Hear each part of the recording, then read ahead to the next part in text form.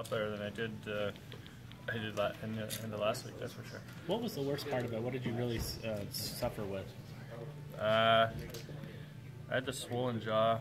I mean, you know, the swelling in my face. It kind of led to pressure in my head, headaches, and then obviously I had the body aches and fever. So those things weren't fun. When you were going through it and then you got the diagnosis, I mean, did you even think it would be the mumps? Or? We knew kind of right from the start what was, you know, it had all the symptoms. It's actually nice to have it concrete, you know, kind of what it was. And you don't ever think that it could happen, but you know, there's cases popping up more and more, you know, all the time.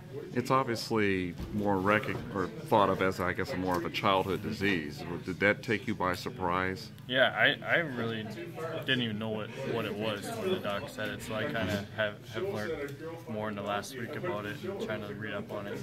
You know, but there's really no medicine for it. You just got to let it run its course, and sometimes the booster helps, sometimes it doesn't. And, you know, vaccinations always don't work. I had my shots as a kid, and you know, those are things that you know, sometimes they work, sometimes they don't. How much of, I guess, did you run a fever? Did it get it high, perhaps even dangerously at all, or? Oh, the highest I had was 102. You know, that was Wednesday, Thursday of last week. Tuesday, Wednesday, Thursday, kind of somewhere in there. Wednesday was the highest, but you know, it was a tough couple nights. You know, a lot of the first night especially was, you know, the sweats, and then it was cold, and then, you know, sweating like I played a hockey game again, and you know, it was just you know, weird to go through that. So at first you think it's you know, it's the flu, but you know, once your jaw starts swelling up, you kind of figure out what's going on. What's your condition? I mean, how far away are you from being able to play a game? Is this the first you're working out? Yeah, I mean, it was the first day on the ice today. I didn't skate with the guys, obviously, but skate by myself. And, you know, it's going to take some time. The body's a little weak. The body, you know, to go through a virus, you know, it's going to take a little bit of time, but you know, hopefully can do all the right steps to get ready and you know, not ruling up this weekend, but you never know.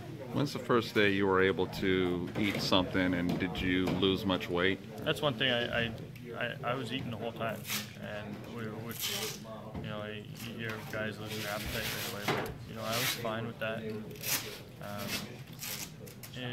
The weight kind of stayed maybe 3-4 pounds, but that's just from laying around and not doing anything, and you know, being in the hospital on IV, all those things.